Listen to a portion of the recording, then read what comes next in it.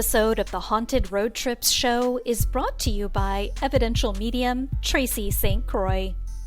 Most of us grow up hearing statements, beliefs, and judgments so frequently that as adults, our lives are subconsciously managed by them.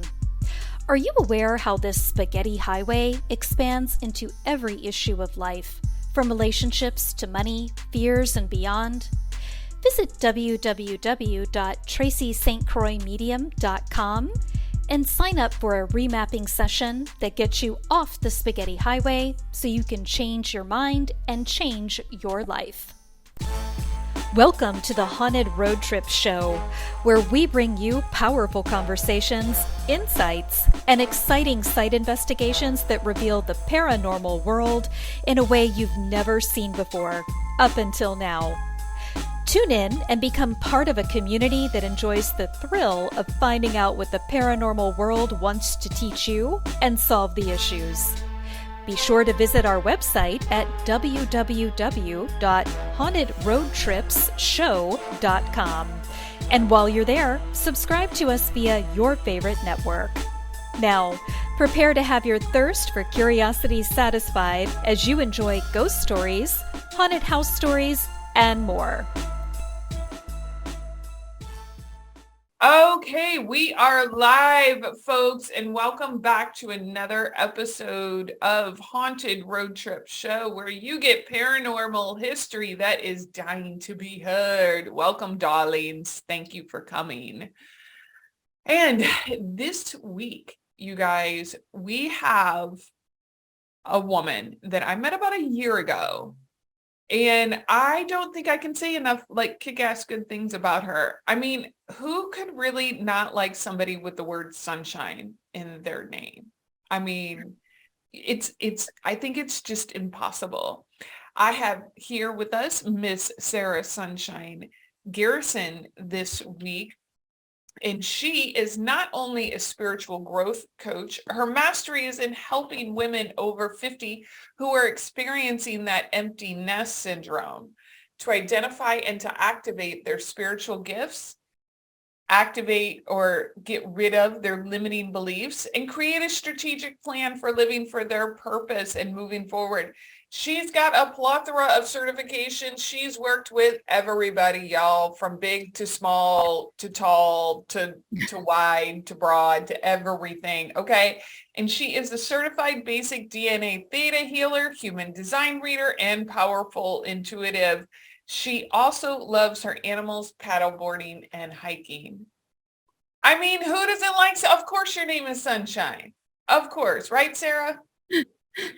It definitely embodies my personality for sure. Yes, I am, and I am totally stoked to be able to talk to you about this podcast. And this podcast has all been a long time in the making on there. And for folks out there, nobody really knows, but we met originally in what we like to call an entrepreneurial support group. That's a good way to call it, definitely. It definitely is. And it's called Meet Cool People. And that's definitely what happens in that group. And that's how I met Sarah. And, flocks of a feather stick together. What can I say on that? Sarah, how you doing? I am doing pretty good. I'm excited. I love to talk about ghost stories and all the fun things. So yes, we're going to talk a lot about ghost stories because we love the paranormal history that is going to be dying to be heard on that. So you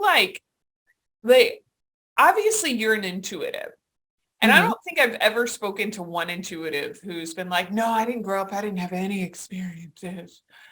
Everybody has some cool stuff from childhood. A lot of people know my backyard was a cemetery. I was surrounded by cemeteries in the first house that I lived in growing up.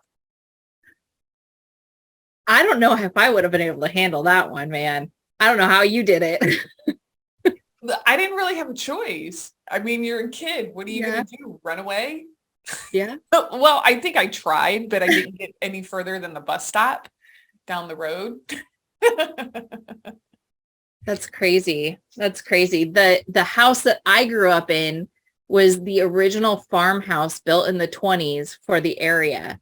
So it had quite the history. And I found out after I grew up and moved out that there were like things that didn't make sense to me as a kid that now I'm like, oh my gosh, why wouldn't somebody just tell me that so that I wouldn't be so freaked out as a kid? Okay, you cannot just leave us hanging. So like you just like broad stroked like a good kick-ass childhood story. Like spill the tea, girl. Okay, so when I was a kid, so my house, the house was an old farmhouse in the 40s. Where are you at? Location, girl. We need I'm to in set this- Oregon. Okay, I'm in Oregon. Are we urban? So, are we country? outside? I grew up in a house that was just on the outskirts of Portland. When my parents bought the home, it was actually in the unincorporated county. Okay. And as I grew up, Portland like annexed it in. So it's like on the at the time, country, outskirts of Portland.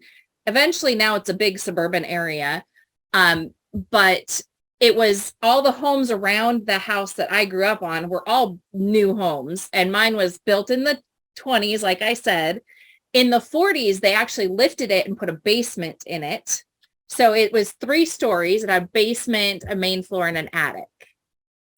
The basement was... All of a sudden, I get creeped out by the attic, by the way. I'm just like, the attic? I don't know.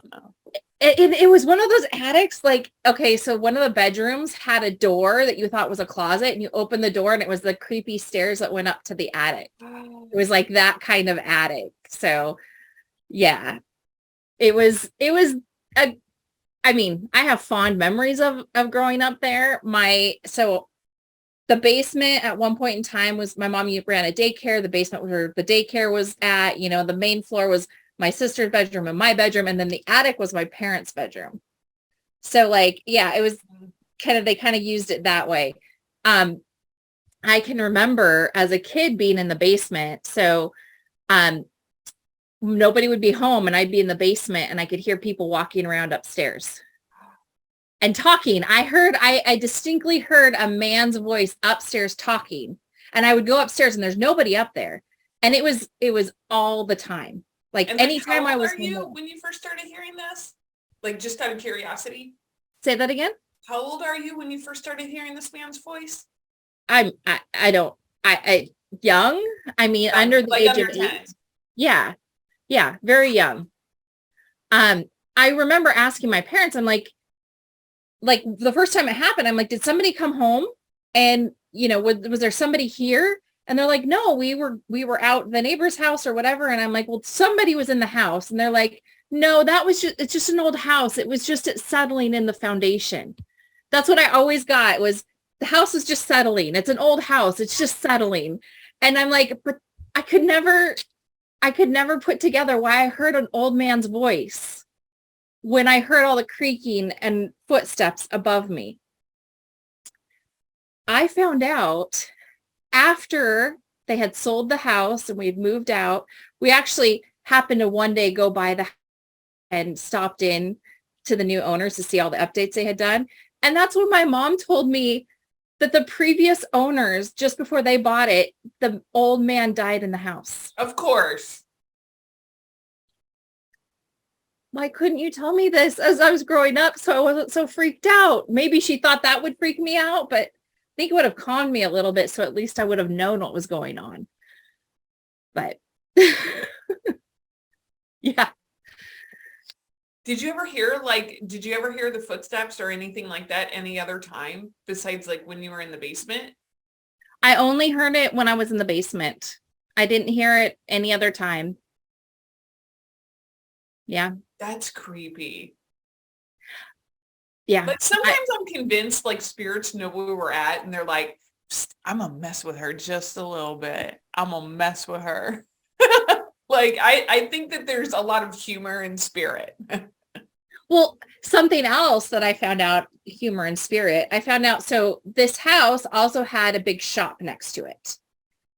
It was a detached garage. It was big. It had a room in the back. My dad used it as his man cave until I was 18. And then I moved into it as my apartment when I turned 18. And I was haunted when I was in there. Like there was something that was constantly like at me constantly over and over and over again. Yet again, I found out that the shop was built from the wood of the old barn. And there was this spirit that kept reliving like its life in this space, and it didn't like anybody in the space.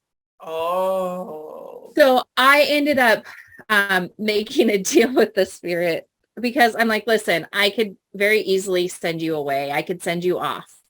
So you have two options. Either you keep messing with me and I send you off, or you leave me alone and I don't care. You have free range for anybody that comes into my house. I'm like, as long as you don't harm them. But if you want to scare other people, fine. Just don't scare me anymore. I stopped having any issues and I completely forgot about it. And one night a friend came and spent the night with me, and the next morning she's like, Sarah, did you crawl in bed with me? And I'm like, why would I do something like that? That's weird. And she's like, I swear somebody put their hand on my leg in the middle of the night. And I was like, oh crap, I forgot to tell you. And so, yeah, this spirit was messing with her all night, like just freaking her out all night. If I would have said something, I could have stopped the process, but I completely, like, it had been like a couple of years since I had made that deal with the spirit, and I completely forgot about it. So is she still friends with you? Yes, she is. She's still friends with me. I would be reevaluating it. That's all I'm going to say. She kind of knew about my gifts, and so she kind of understood it a little bit, so she's a little pissed at me that I didn't say anything beforehand, but I forgot. I honest to God. I mean, like somebody getting in your bed at night like that, like my number one rule is like feet under the sheets. Like, I'm not like, don't mess with me while I'm sleeping. Like I've had that happen a few times, and it has literally scared the shit out of me. And I'm like, no. Like I said, it was Did this you ever, weird, like, get the information about why the spirit was wanting to relive there? Like, were they just like, hey, I like this life and I want to hang around? Yes. I had friends come in, and we did some connections and stuff like that. You did like a seance? Well, I wouldn't call it a seance, but I have a lot of friends that, at least back then, I had a lot of friends that were very connected. And so we ended up connecting with the spirit. We found out that and I don't know why she was so mean, but it was a female, and she had been killed in the barn. And she would relive that moment of her death on a regular basis, but she didn't want to stop being in that space. And we never got that out of her, why she was so connected to that space. And she didn't want anybody in that space. She was like very adamant, nobody can be in that space. And that's where her and I made this deal of like, listen, you end the suffering and you move on and leave me alone. Or if you're not going to do that, just at least leave me alone, because I will force you to go away. Yeah. Cause I would be more wondering like why, why is the spirit so attached to their physical death? Like what happened around that was so jarring or so dramatic that they needed to review it. Back then I guess back then it wasn't something that I was as concerned about. I think today I probably would have been like, well, why are you doing this? But back then I was just like, leave me alone. Right. I mean, most people, most clients and things that when we go to investigate are just like, just make it stop. Like, we don't care. Just please make it stop. Yeah. And that's the big thing. That back then, that's all I wanted. I just wanted it to stop. And there were two ways to make it stop. And I basically agreed with whichever way that person wanted it. So. Wow. So those are my ghost stories from the home that I grew up in. Wow. You could have put that lady to some real use. I mean, you could have had her scaring the neighbors. You could have gone all kinds of ways with that. I mean, you could have had her like scaring your parents and I could have been messing with my sister and I didn't even think about it. You're a good sister then. You're a good sister then. That is, I mean, and like, do you talk to your parents about it now? Like, hey, do you guys know that like we were living in a really active house? I don't. I haven't talked to my parents. I did when my mom was like, oh yeah, there was a guy that died in this house. I said, you couldn't have told me that when I was younger because, I heard him walking around upstairs. And she's like, you did? And I'm like, yeah, all those times you told me the house was settling, that was someone walking around upstairs. So I did after the fact kind of tell her like, I heard this guy, but. I like how your mom tried to double down on the excuse. I think sometimes though, like I look back at raising my own son, I think what we try to do is we try to make it not scary for our kids. Yeah. So we try to like say, oh, it's no big deal. There's nothing really there, because, and children have an active imagination. So I don't even think my mom realized she did what she did, what she said, because for her, it was just about like making me not afraid of things. So, I did that with my son. I'm like, oh, it's okay. There's nothing really there. And then I'd be like, go away. Like tell it to go away, trying to like ease my son and calm him down because it can be scary as a kid knowing it because I grew up like that. I'm sure you know it too. You had your experiences. Oh my God. I just couldn't figure out for the life of me why my parents kept buying, like haunted houses. Like I was like, do you people not like check for this? Well, you know what though, what I found, and this is so funny, my husband nowadays, like when we talk about getting a place or doing something, he's like, we want to make sure it's brand new and not on any sort of burial grounds of any sort, because I know you'll get haunted, Sarah. And I'm like, yes, but energetically you go into the old homes and they just feel so warm and inviting and cozy, and like a new home feels empty. Like there's just no energy. There's no inviting energy in a new home. Whereas you go into an old home and it just feels good. Even when they're scary haunted, there's still that energy. No, it is. And, honestly, I tell a lot of people when clients call me about like buying new houses or moving somewhere and they want to make sure that it's, good vibrations or that, there hasn't been a mass murder or something, atrocious in the home.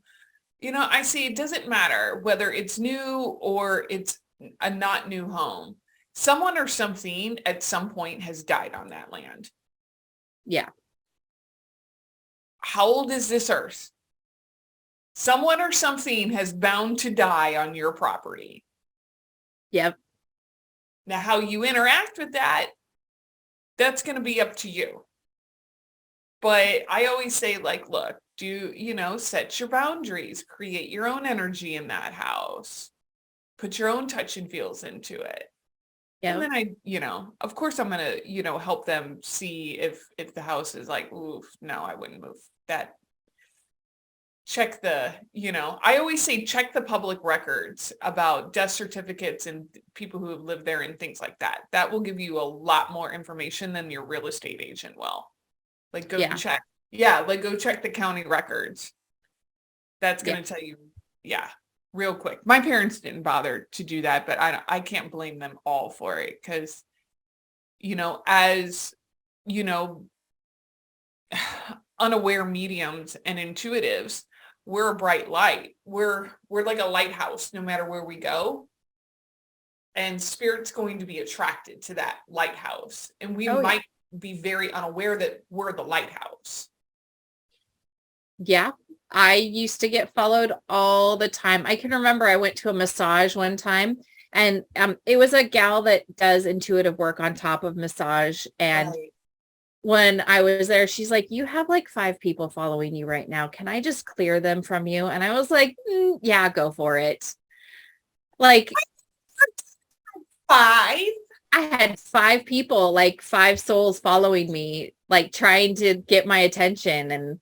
But that was before I was really aware and awake and like really truly understood that like I have to tell these people, leave me alone. Like this is not the time or space. But yeah.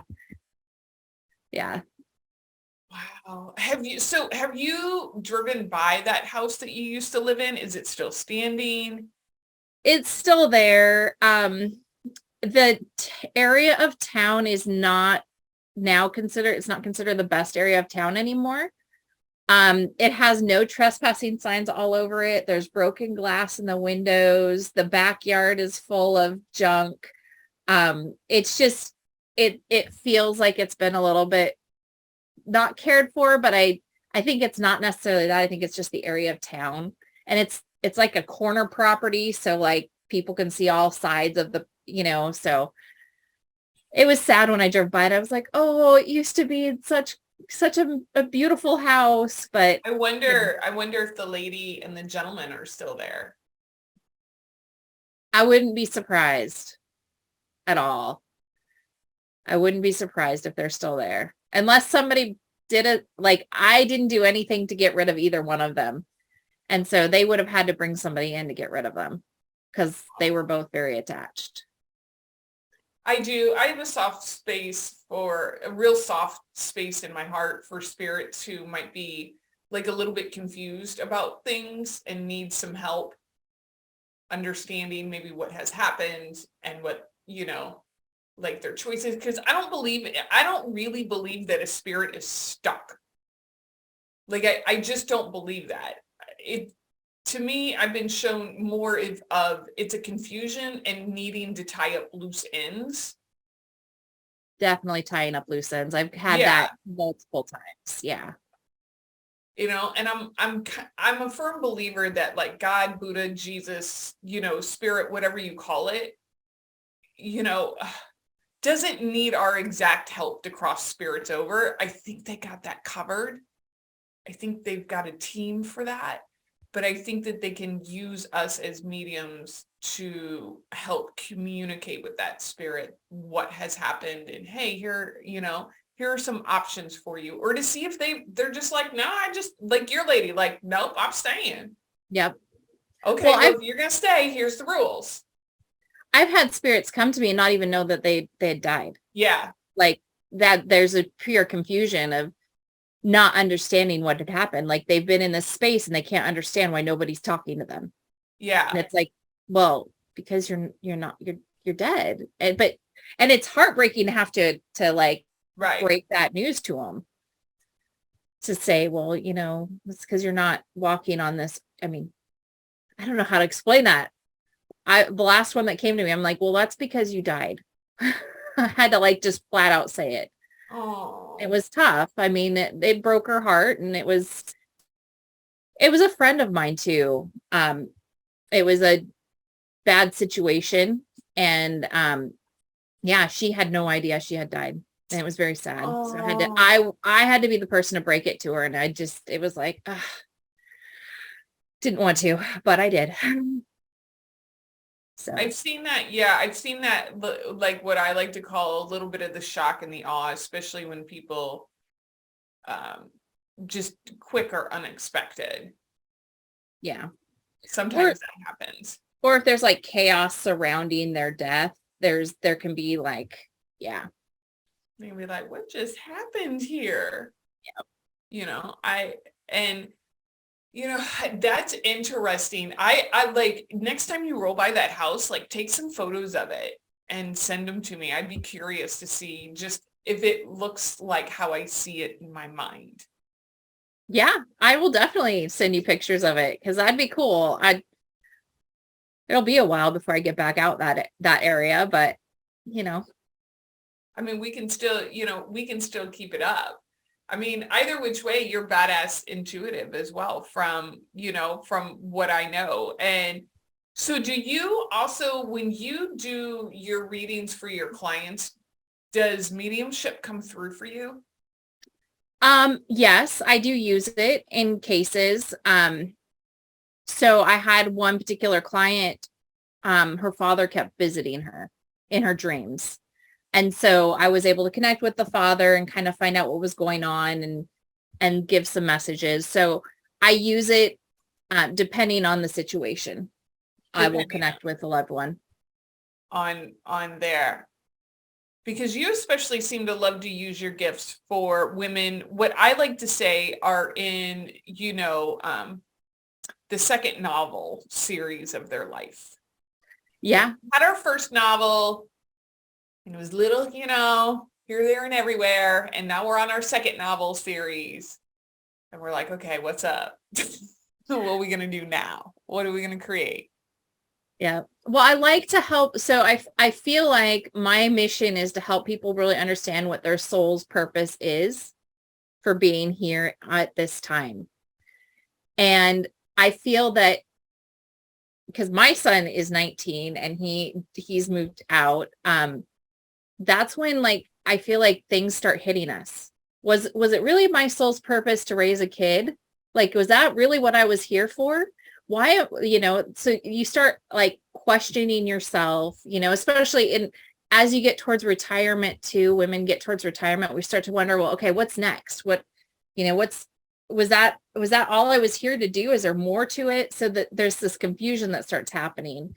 And so I love to help kind of guide them intuitively through that confusion and help them really understand maybe that was their purpose. And now their purpose is to be the most amazing grandmother in the whole world, or maybe the next step is they need to start a business to help whatever it is that they're passionate about. I do. I tell my clients all the time, you have multiple purposes. This whole, your destiny, that's a bunch of shit. We have multiple destinies, right? I think my destiny was to wake up and do this interview today. So I did it, right? But I got multiple things I need to get done today. And I try to encourage people not to latch on to, oh my God, I have to find my purpose or my destiny or my calling, or some kind of punishment is going to rain fire and hell down upon me, or something very negative, oh, I'll have to repeat this again. You might have to repeat this life again, but you will have the lessons of all the lessons that you've learned in this life to help you in the next one. Yeah. I mean, I feel like we have lessons to learn. Like you said, that's a big piece of being here is there's lessons to learn. And our soul's purpose, like you said, where we're at in our life, there could be a meaning and a purpose behind that space, but then it's time for the next one. And now it's time for the next one. Yeah. And the whole coming back to do it over again is only it's because you're here to learn lessons in your life. You're here to understand whatever it is your soul needs to understand as you're going through life. And I don't know, I feel like you can choose to come back or not. It may be, you may not have learned the lesson, but you don't really want to go back and try to figure it out again. I like to say there's lots of options. I tell my clients all the time, the way that mediums, perceive things, the best way that I can tell it is look, we get to see through kind of a little peephole through the wall or through a door. We get to see what we're supposed to be shown. We don't get to see what's on the periphery, what's above. We don't get the whole grand picture, and no medium or psychic does. And if they tell you that, they're a bunch of horse shit. Just to be straight up, that's bullshit, because nobody sees everything. And if you did, you wouldn't be in a physical incarnation body, because then you wouldn't have anything to learn. And what are you doing here then? I think that even if you were given the vision of everything, you would never be able to understand it. Exactly. Just know there's so many, one of the gifts I have is future sight. And tell another story really quick. Okay, go ahead. We love stories, girl. Come on. When I was a kid, I had this dream. Right. And I was a big Star Trek fan, the original Star Trek. Okay. And so I had this dream that I was on the gosh, now I'm blanking, but I was Voyager, right? No, maybe it was it was the Enterprise, the Star Trek Enterprise. I was on the Enterprise and I was like standing like at the main console and I was typing in things and I was talking to somebody and all this stuff. And it was the coolest dream. I was 8, 9, 10. I don't even know. I was pretty young, but it stuck in my mind because it was just a really cool dream. And it was before we had like cell phones and iPads and all that cool stuff. Fast forward to, I was 18, 19 years old and I was working at, it's an age of me, Circuit City.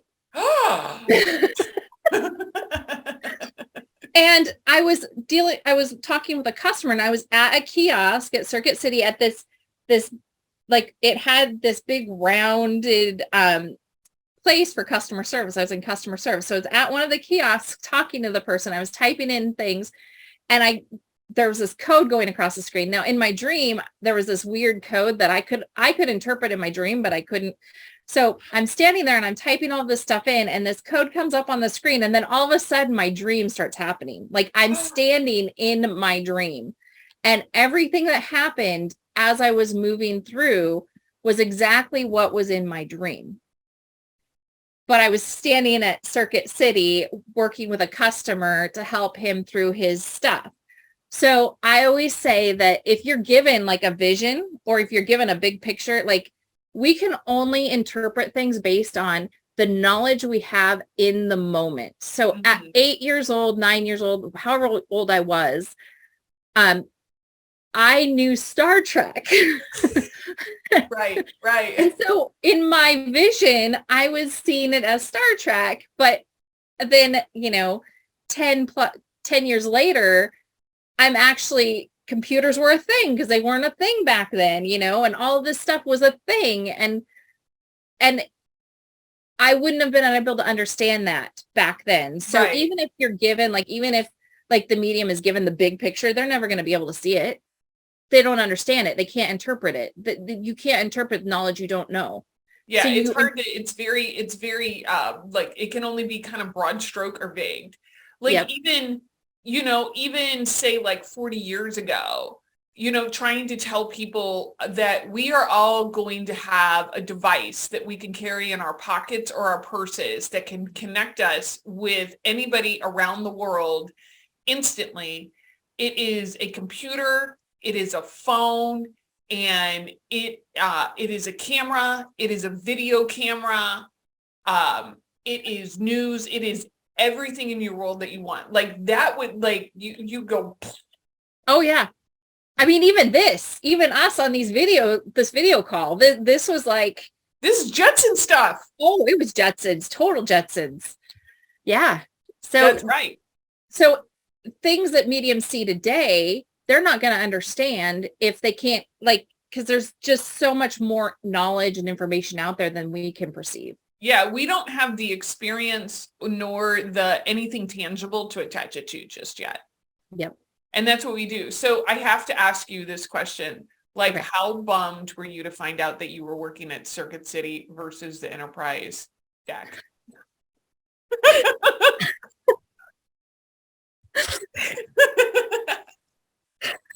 I mean, it would have been cooler if I would have been in space in front of aliens, like non-human life forms that were talking to me. That would have been awesome. But at the same time, I really, would not, I don't know how I would have processed that either. Oh my God. Can you imagine having a dream that you were bartending at the bar there? The bar that they had on there with all the different beans. Yes. And only to find out you worked for a catering something later on.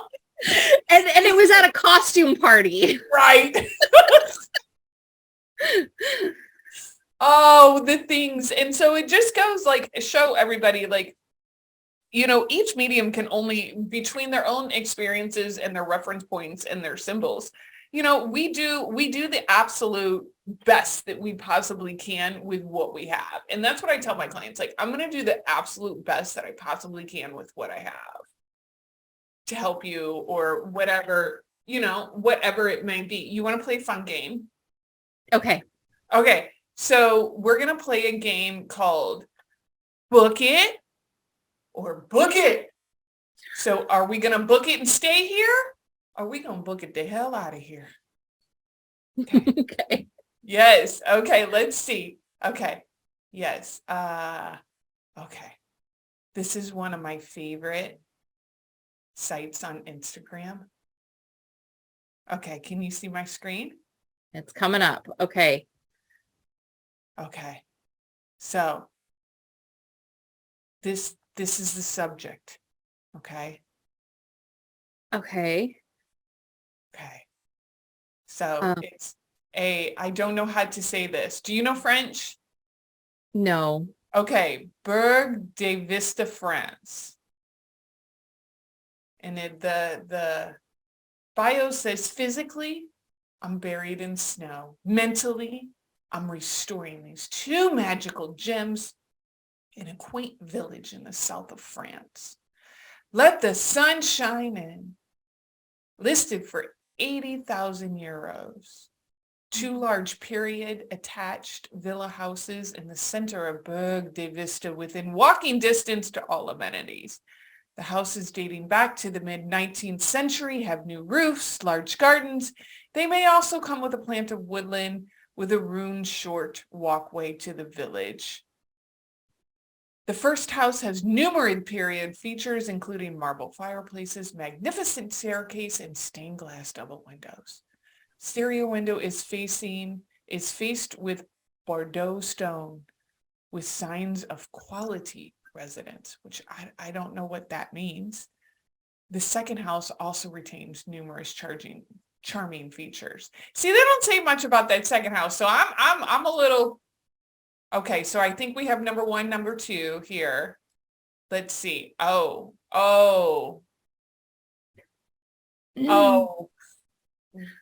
I mean, it'd be fun to like walk in and visit, but I would not want to be living there. Ooh, look, it looks like somebody bit the banister. Yeah. I mean, banister. Is that what they mean by the garden view? I hope that's not the bathroom. Oh my God. Oh, the wallpaper is kind of cool looking. It looks like two double dragons. Yeah. Oh, I don't know. Look at you. I don't know what that is. It's a dragon of some sort. Okay. Well, okay. I mean, I'm liking the staircases. I don't know. I don't know if I'm going to stay there. I'm going to say I'm probably going to have to book it out of there because yeah, no, I'm saying, like I said, I would love to just walk in and feel the energy and then leave. Just to kind of like see what, and then, because I want to see the wallpaper. Yeah. I mean, like some places I'm looking at, I'm like, okay, that's not foreboding. That I can maybe, but then you go to other places, I'm like, no. Okay. No. Okay. We got one more. Okay. We got one more. Okay. Are we booking it? Are we booking it? Okay. All right, here we go. Okay. We've moved from France to Whittakers, North Carolina. God, I hope I'm saying that right. Whittakers, yeah. I don't know. All right. $69,999. You know that's a deal. That's right. Well, the prices here in Oregon, yeah, that's a deal. It said, well, Sarah, it says a stunner for sale by owner who is willing to entertain offers. Get on it. Home is for sale and located in Whittakers, North Carolina, within town limits. Close proximity to Cummins and Pfizer. I guess those are companies. Quiet tree-lined streets, beautiful features, lots of potential. The home will require some sweat equity. This home is in need of tender love and care.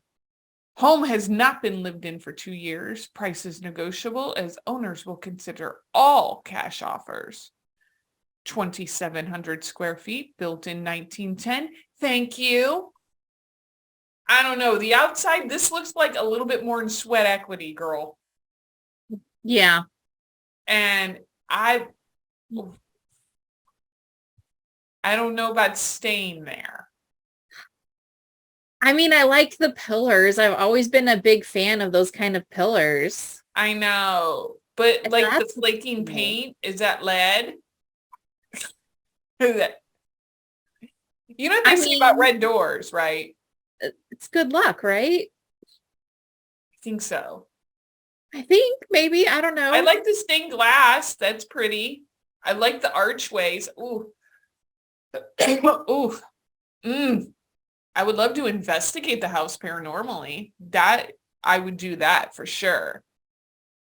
I'm kind of wondering about this pipe in the middle of the. It seems out of place, right? I mean, nobody's lived in it for 2 years. That tells me that the energy is stagnant and stale. Yes. And that there's going to be hauntings in that house. Yeah. Ooh. Interesting. Oh. Yeah. The staircase. Okay, the fireplace is cool. I don't know about all of that going on there, but I like that. That looks creepy to me. I like it because you can paint it or something and make it look pretty. I don't like this mess. I don't know what that is.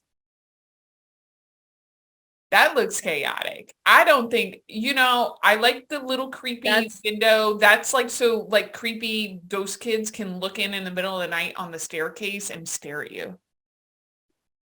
Well, at least it's a stained glass, so they can't actually look in. They can't look in, but you can see their silhouette. And that's even creepier. That's creepy. Yeah, I'd be afraid people are going to be watching me. They must really like this room. I would investigate the house. I ain't staying at that house.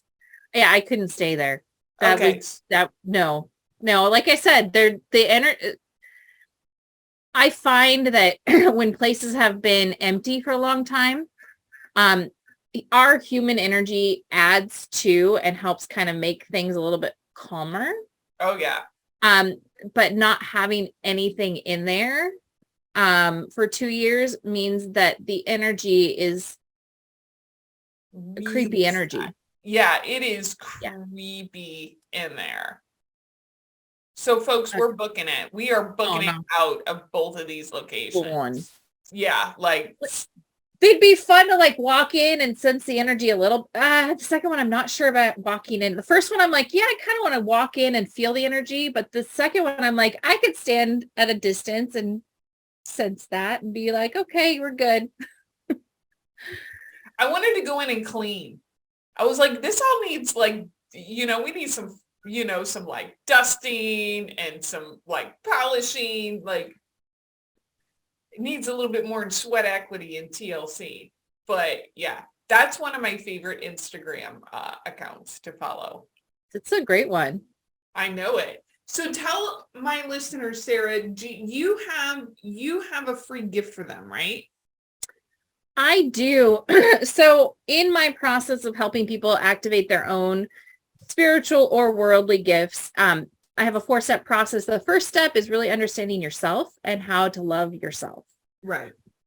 Because if you don't love you, then spirit, it makes it a little bit more difficult to connect with spirit. So I have a free self-love guide teaching you how to connect with yourself, how to love yourself, and how to appreciate you so that you can start moving into, because it's my belief that spirit, the great spirit, creator, God, Jesus, Buddha, whatever you want to call that, is love. It's pure love energy. And if we understand what pure love energy is, it's easier to connect with it. And it's easier to get the messages and all of that stuff. So the gift that I have is a free self-love guide that anybody can download.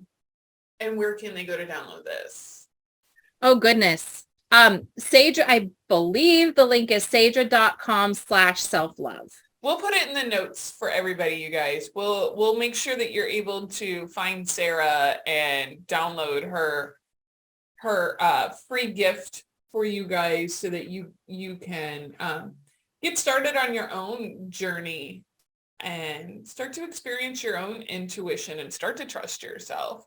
That's really what it's about. When I tell my students, when you come into class, like learning intuition is not, and mediumship is not about having control over the future or people or your life. It's really just about learning how to trust your body, trust your senses. Yep. Over time. It's a big piece. It really is. You have to learn how to trust yourself, and you'll learn. I always say you're going to go to Carnegie Hall and you're going to practice. Yeah, exactly. Well, Sarah, this has been like absolutely delightful. A whole lot of fun having you on here, and I hope we can have you back on soon. Oh, definitely. It was more so much fun. Stories about your childhood home. It was a lot of fun. Thank you for having me. Yes. Thank you for tuning into the Haunted Road Trips show, where we share powerful conversations, insights, and exciting site investigations that reveal the paranormal world in a way you've never seen before, up until now.